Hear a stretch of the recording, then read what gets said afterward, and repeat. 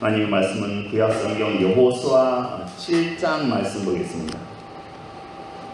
여호수아 7장 1절에서 21절까지 말씀입니다.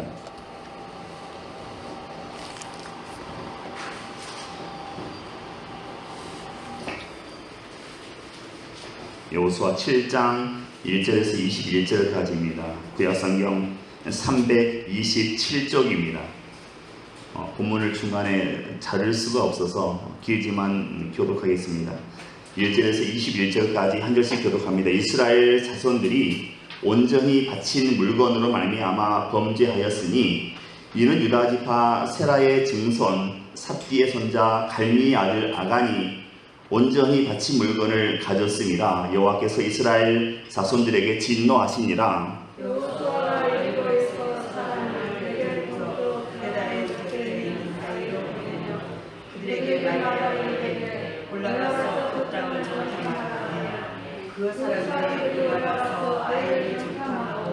여호수아에게로 돌아와 그에게 이르되 백성을 다 올라가게 하지 말고 2,3,000명만 올라가서 아이를 치게 하소서.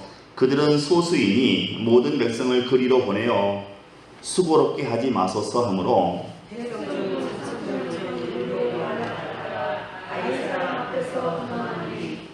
아이 사람이 그들을 36명쯤 쳐 죽이고 성문 앞에서부터 스바림까지 쫓아가 내려가는 비탈에서 쳤으므로 백성의 마음이 녹아 물같이 된지라. 여호수아가 옷을 찢고 이스라엘 자손들과 함께 여호와의 궤 앞에서 땅에 엎드려 머리에 띠를 쓰고 전문으로 다가 이르되 슬프도소이다. 주 여호와여, 어찌하여 이 백성을 인도하여 요단을 건너게 하시고 우리를 아모리 사람의 손에 넘겨 멸망시키려 하셨나이까. 우리가 요단 저쪽을 만족하게 여겨 거주하였다면 좋을 뻔하였나이다. 주여, 이스라엘이 주의 원수 앞에서 돌아섰으니 내가 무슨 말을 하오리까.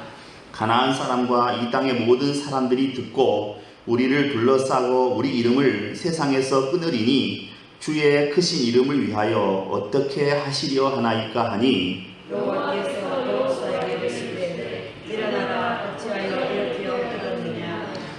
이스라엘이 내게 범죄하여 그들에게 명령한 나의 언약을 어겼으며 또한 그들이 온전히 바친 물건을 가져가고 도둑질하며 속이고 그것을 그들의 물건들 가운데 두었느니라. 그러므로 이스라엘 자손들이 그들의 원수 앞에 그리에 맞서지 못하고 그 앞에서 돌아섰느니 이는 그들도 온전히 바친 것이 되리라. 그 온전히 바친 물건을 너희 중에서 허락지 아니하면 내가 다시는 너희와 함께 있지 아니하리라.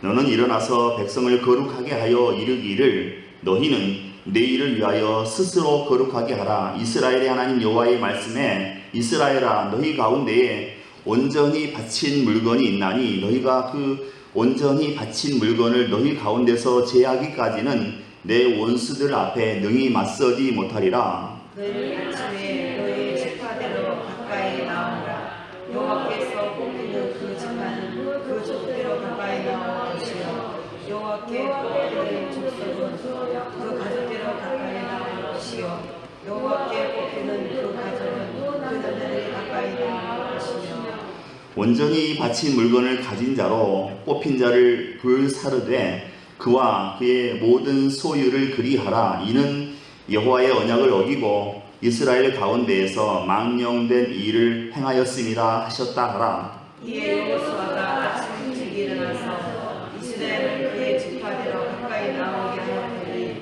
유다 지파가 뽑혔고 유다 족속을 가까이 나오게 하였더니 세라 족속이 뽑혔고 세라 족속의 각 남자를 가까이 나오게 하였더니 삽디가 뽑혔고 삽디의 가족 각 남자를 가까이 나오게 하였더니 유다 지파 세라의 증손이요 삽디의 손자요 갈미의 아들인 아간이 뽑혔더라. 그러므로 여호수아가 아간에게 이르되 내 아들아 청하노니 이스라엘의 하나님 여호와께 영광을 돌려 그 앞에 자복하고 내가 행한 일을 내게 알게 하라. 그 일을 내게 숨기지 말라 하니 아간이 여호수아에게 대답하여 이르되 참으로 나는 이스라엘의 하나님 여호와께 범죄하여 이러이러하게 행하였나이다.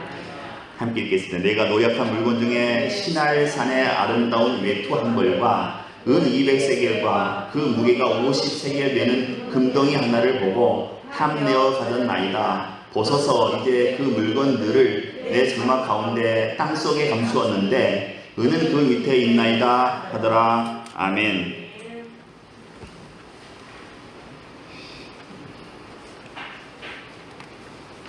너무 긴 본문을 읽게 해서 죄송합니다.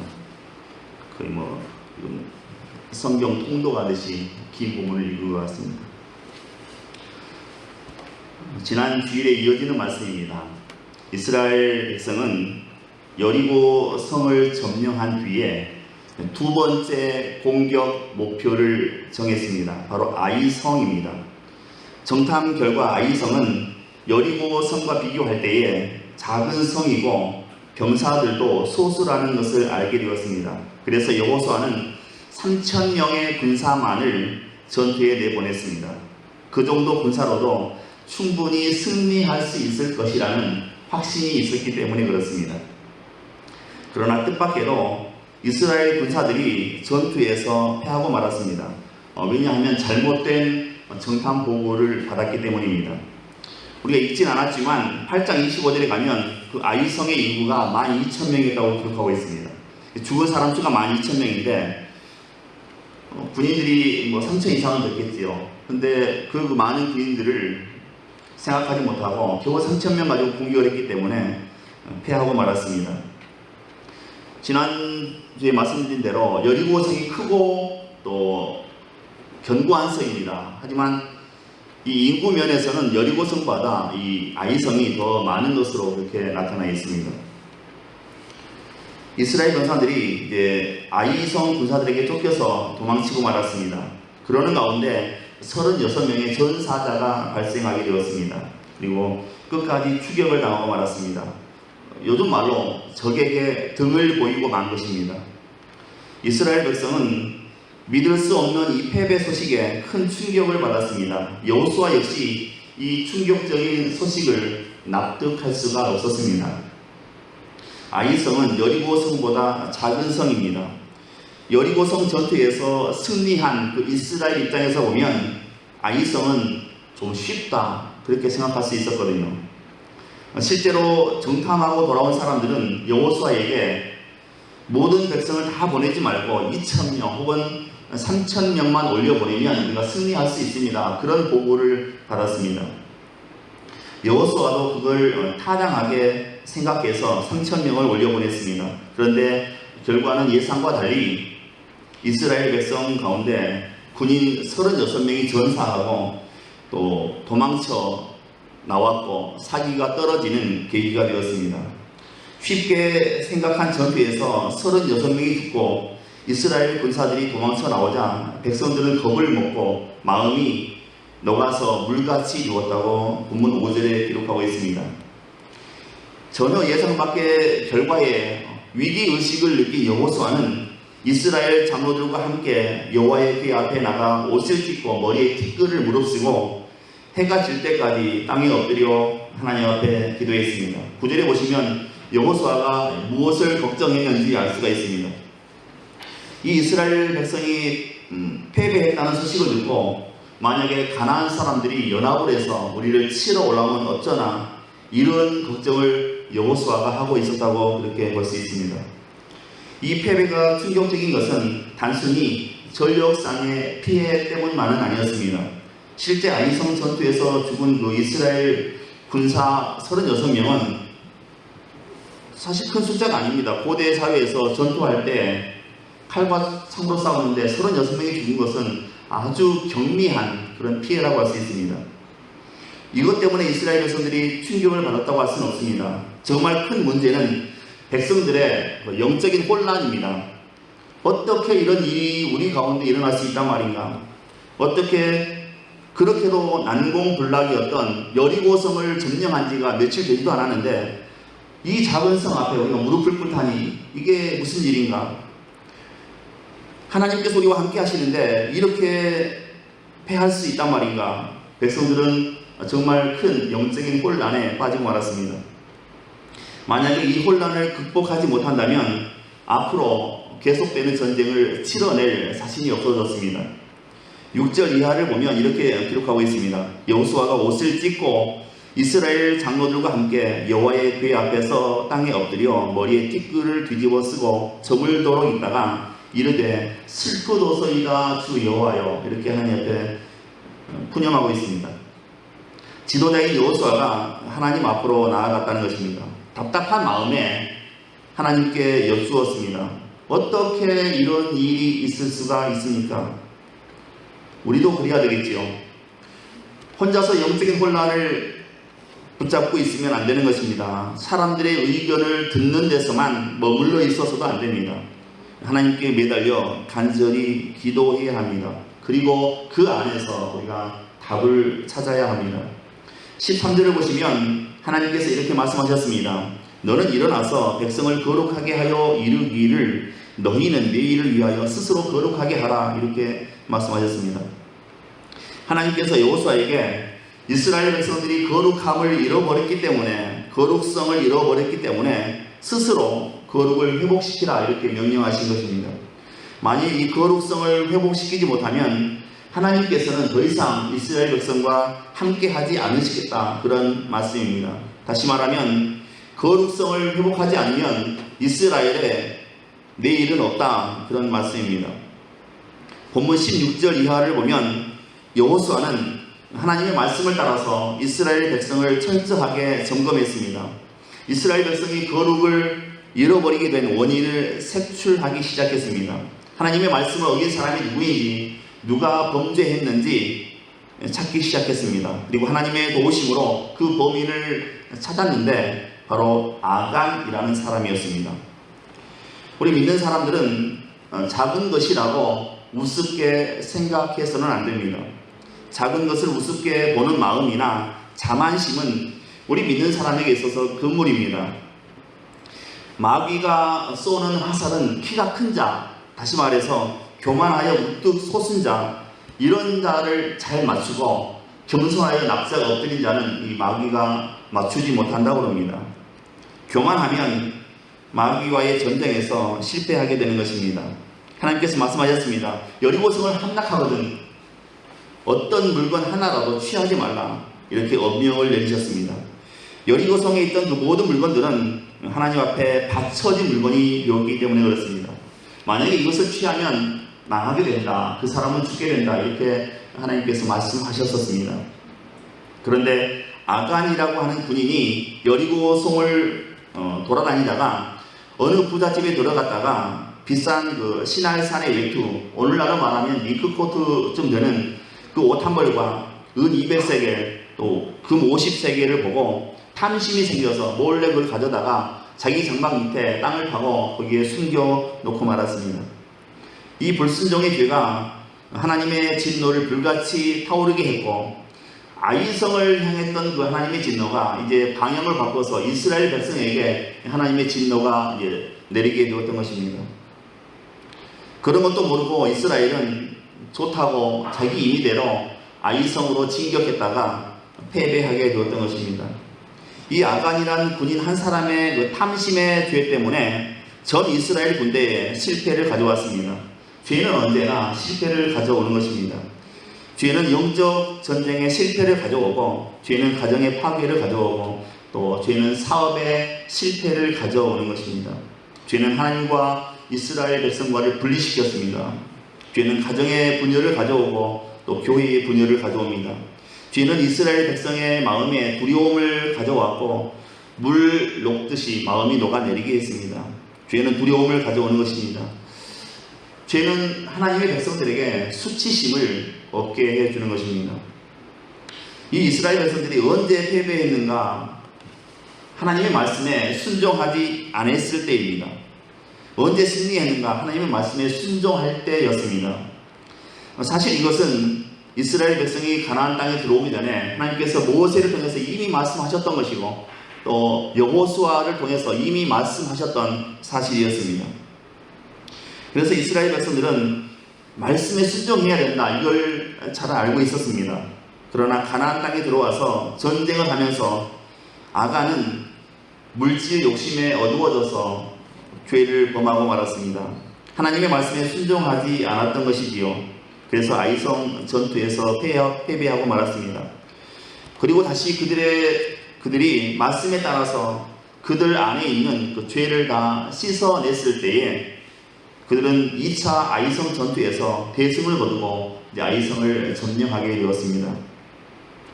하나님이 이스라엘을 택하시고 이스라엘을 들어서 쓰고자 하셨습니다. 그런데 선이든 악이든 무조건 하나님께서 이스라엘 백성들을 밀어주시고 이스라엘 백성들에게 무조건적으로 승리를 가져다 주시지는 않습니다.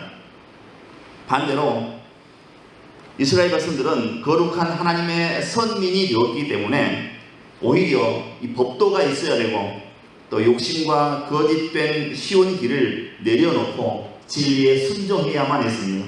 그래서 때론 믿는 자의 삶이 그렇게 쉽지만은 않다고 생각합니다. 세상 사람들이 살아가는 것보다 훨씬 더 어렵다고 생각합니다. 그러므로 승리를 약속하셨는데도 이런 그 패배의 쓴 잔을 마신 데에는 우리 쪽에 어떤 문제가 없는가 스스로 짚어보아야 하는 것입니다. 하나님이 여호수아에게 말씀하셨습니다. 일어나라. 어찌하여 이렇게 엎드려 있느냐. 그렇게 말씀하시면서 지금 이 상황의 그 문제에 대해서 원인에 대해서 설명해 주셨습니다. 11절과 12절입니다. 이스라엘이 범죄하여 내가 그들에게 명령한 나의 언약을 어겼으며 또한 그들이 온전히 바친 물건을 가져가고 도둑질하며 속이고 그것을 그들의 물건들 가운데 두었느니라. 그러므로 이스라엘의 자손들이 그들의 원수 앞에 능히 맞서지 못하고 그 앞에서 돌아섰나니 이는 그들도 온전히 바친 것이 됨이라. 그 온전히 바친 물건을 너희 중에서 멸하지 아니하면 내가 다시는 너희와 함께 있지 아니하리라. 이렇게 하나님께서 말씀하셨습니다. 그래서 이 하나님의 말씀이 있고 난 다음 날 아침에 도대체 누가 하나님께 바쳐진 물건을 훔쳤는지, 누가 이스라엘 전체로 죄를 범하게 만들었는지 제비 뽑기를 하게 되었습니다. 그리고 유다 지파 세라의 증손이요 삽디의 손자요 갈미의 아들인 아간이 뽑혔다고 그렇게 기록하고 있습니다. 이 아간은 여리고 성의 그 노량물 중에서 아름다운 외투 한 벌과 은 200세겔, 금덩이 50세겔을 보고 탐이 나서 자기 장막 바닥을 파고 거기에 감추어 두었습니다. 그래서 아간은 가족과 함께 아골 골짜기로 끌려갔고 온 이스라엘이 그를 돌로 치고 물건들도 불사르고 거기에 돌 무더기를 쌓았다고 오늘 성경은 기록하고 있습니다. 하나님은 여리고를 징벌하시면서 여리고성이 그 가나안의 첫 번째 성이기 때문에 그 성 안에서 얻은 모든 것은 하나님 앞에 바쳐야 된다 이렇게 말씀하셨습니다. 그런데 아간이라는 사람이 이 한 사람만 말씀드린 대로 외투 한 벌과 은 200세겔, 금 50세겔을 몰래 훔쳐서 자기 장막에 갖다 놓았습니다. 그래서 이 한 가지 사실로 인해서 이스라엘이 전쟁에 패배하게 되었던 것입니다. 여기서 우리는 그 중요한 사실을 하나 깨닫습니다. 한 사람의 잘못이 전체의 잘못으로 이어진다는 그런 사실입니다. 그 많은 사람 가운데 아간 한 사람은 너무도 작은 존재입니다. 그러나 그 한 사람 때문에 전체 이스라엘 백성이 전쟁에서 패배를 겪고 또 마음이 물같이 녹아내리는 결과를 만나게 되었다 하는 것입니다. 요나 선지자 잘 아시지요? 요나 선지자가 하나님의 명령에 불순종해서 다시스로 가는 배를 타고 도망을 갔습니다. 이 한 사람이 불순종하니까 요나와 같이 그 배에 타고 있던 모든 선원들이 생명의 위협을 느꼈습니다. 다 죽게 생겼습니다. 그리고 살기 위해서 배 위에 있던 귀중품들, 온갖 소지품을 다 바다에 던졌습니다. 목숨 하나 던지자고. 이게 한 사람 때문입니다. 요나 선지자 한 사람 때문이었습니다.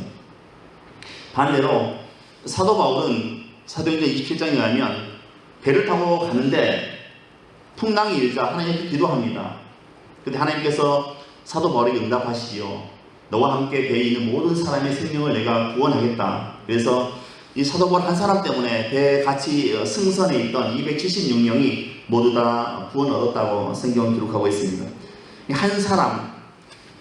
한 사람의 믿음이 전체를 살리기도 하고 한 사람의 이런 그 불신앙이 전체를 어려움에 빠뜨릴 수도 있다 하는 사실입니다.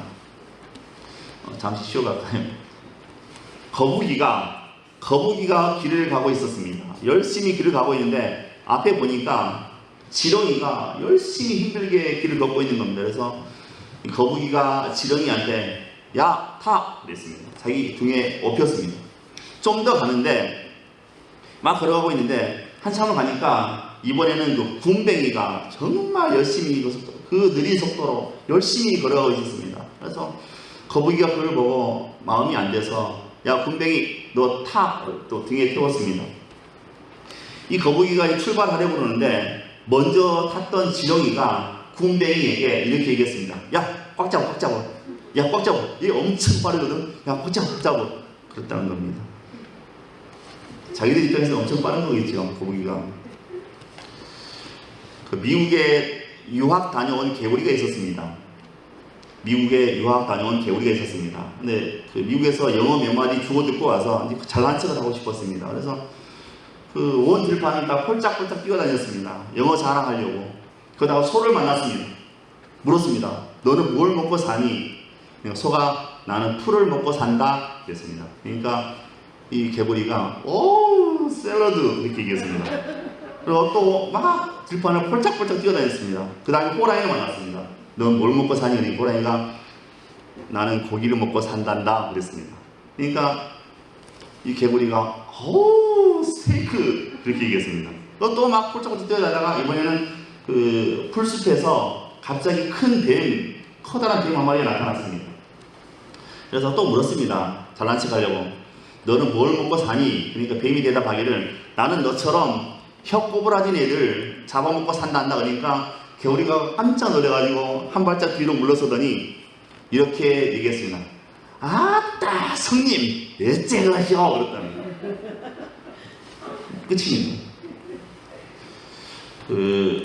어떤 남자가 자기 친구를 소개팅 시켜줬습니다. 가서 여자도 만나고 와라.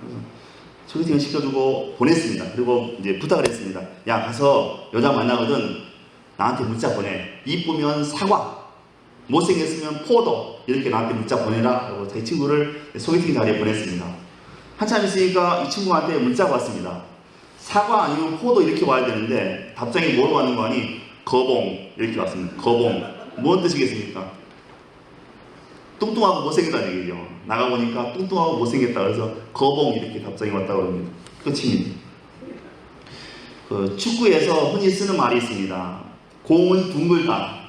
공은 둥글다. 둥글기 때문에 어디로 튈지 모르는 거죠. 그래서 축구 경기할 때 약한 팀을 응원할 때 공은 둥글다 이런 얘기를 합니다. 응원한 그 내용입니다.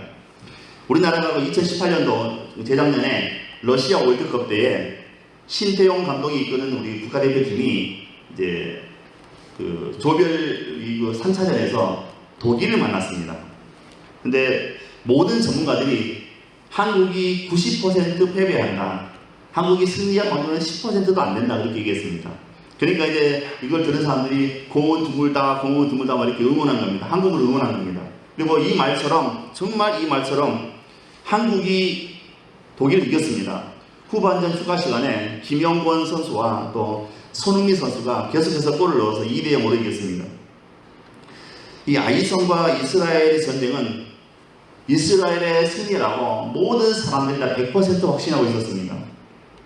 왜냐하면 아이성보다 훨씬 크고 견고했던 그 여리고성을 정복했기 때문에 그렇습니다.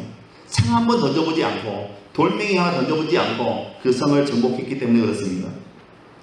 이스라엘 백성들 가운데 아이성에 패배할 것이라고 생각한 사람은 한 사람도 없었습니다. 그래서 이 패배가 충격이 훨씬 더 컸던 겁니다. 완패였습니다. 여호수아를 비롯해서 장로들이 옷을 찢고 머리에 재를 뿌리고 하나님 앞에 탄식했습니다. 이게 도대체 어떻게 된 일입니까 하나님? 도대체 어떻게 된 일입니까? 이런 일이 있을 수가 있는 겁니까 하나님? 마치 따지듯이 그렇게 기도했습니다. 하나님께서 응답하셨습니다. 너희 가운데 도둑질 한 자가 있다.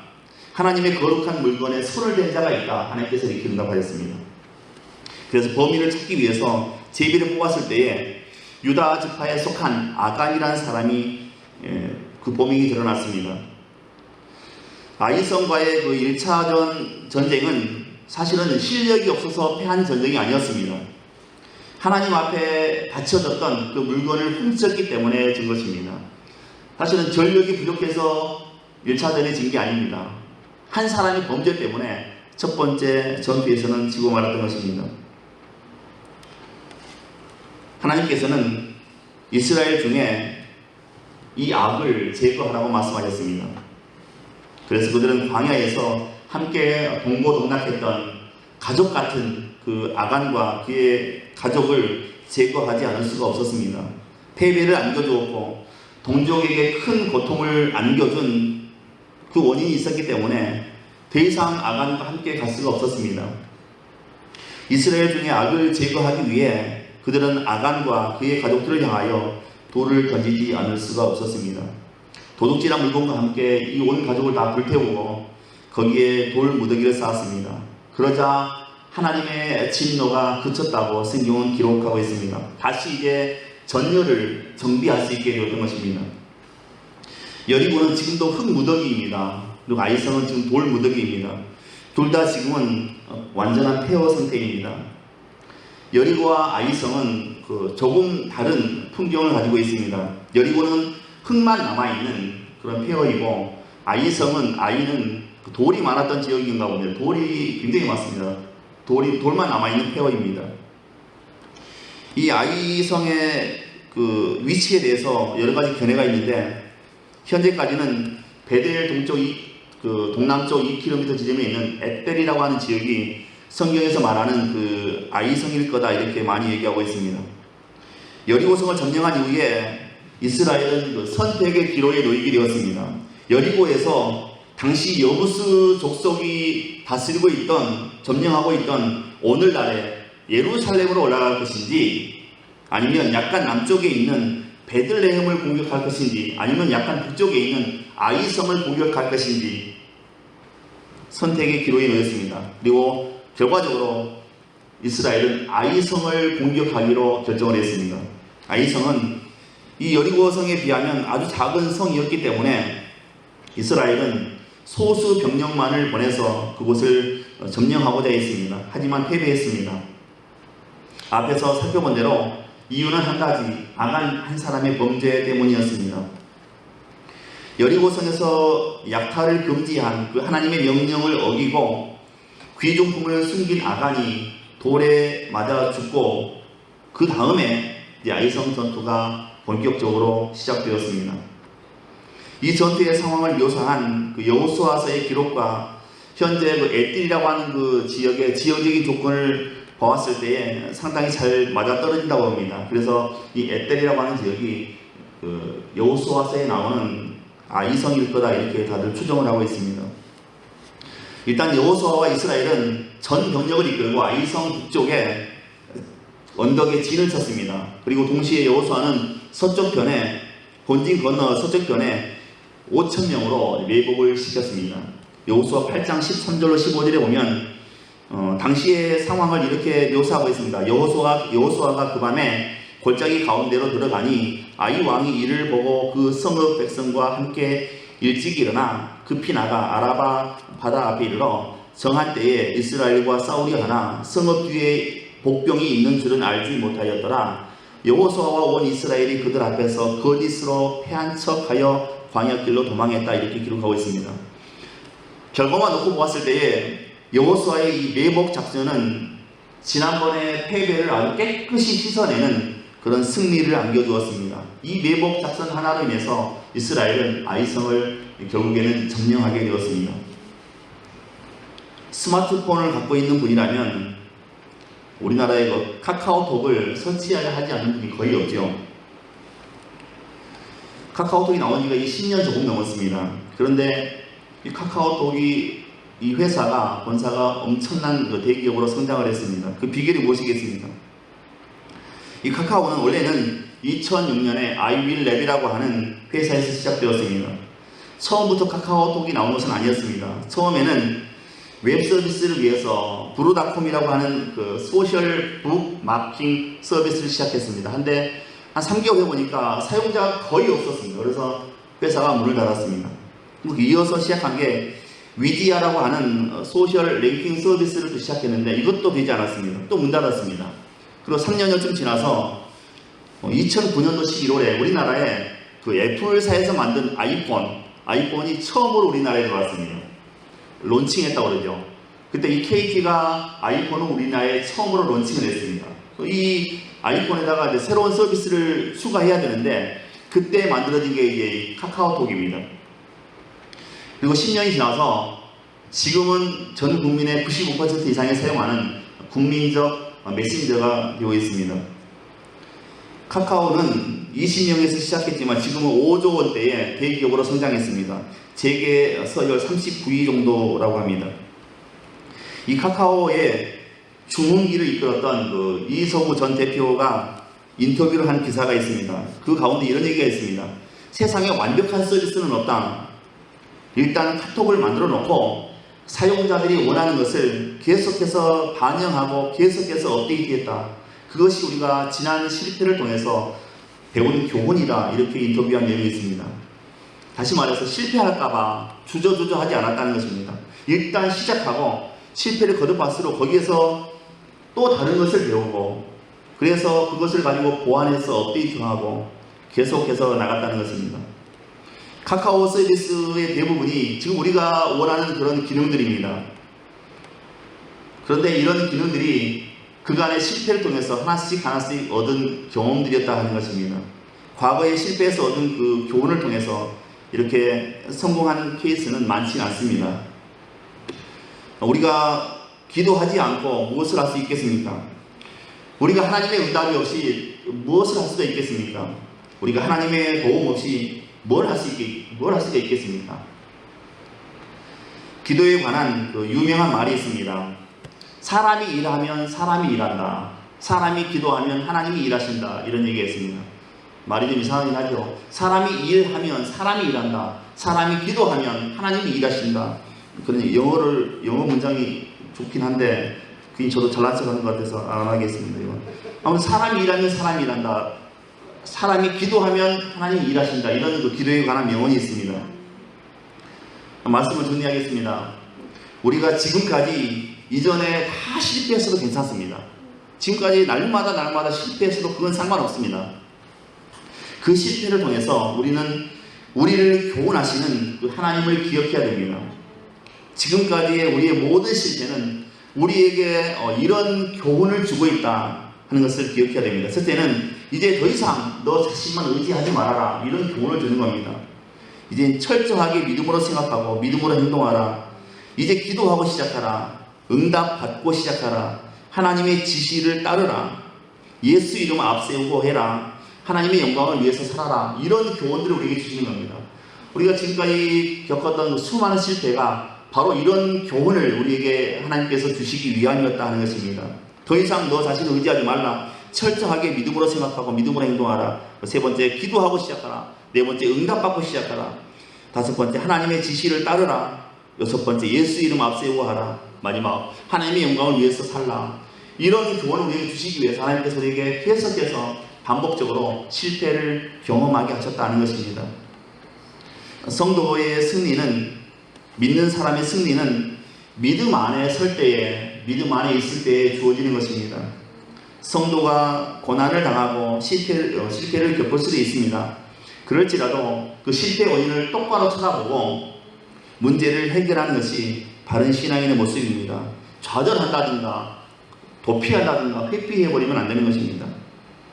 실패를 딛고 일어서게 하실 것입니다. 하나님께서 우리를 그렇게 만들어 가실 것입니다. 그래서 오늘 읽은 성경의 본문은 결론은 한마디입니다. 실패를 두려워하지 말라. 실패를 두려워하지 말라. 이것입니다.